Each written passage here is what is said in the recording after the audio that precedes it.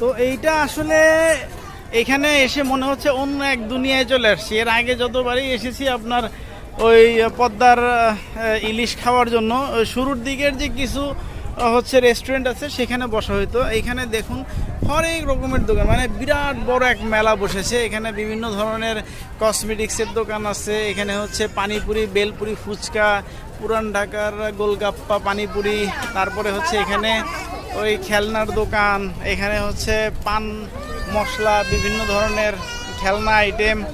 এই যে এখানে বাচ্চাদের খেলনার আইটেম দেখা যাচ্ছে। তো এর মধ্যে একটা জিনিস খুব নজর কাটছে, সেটা হচ্ছে এই আর্টিফিশিয়াল বাবুই পাখির বাসা। হ্যাঁ, তারপরে হচ্ছে যে এই যে বাচ্চাদের খেলনা, অনেক দোকান অনেক। তারপরে এখানে হচ্ছে স্বপন ভাইয়ের শখের ঝালগালা না গোলা। তারপরে যে এখানে খাবারের দোকান, এই যে খেলনার দোকান, প্রচুর, যেদিকেই চোখ যাচ্ছে। হ্যাঁ, মানে বিরাট এক মেলার আয়োজন বলতে গেলে। ওই সামনে হচ্ছে আলু ভাজা আছে, তারপরে এই যে আরেকটা খেলনার দোকান।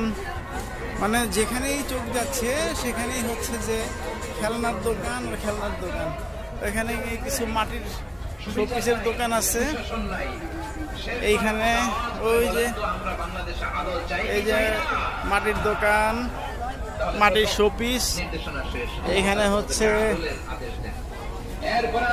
আমি তোমাদেরকে এই যে এখানে আদেশ দেই কিছু খেলনার দোকান।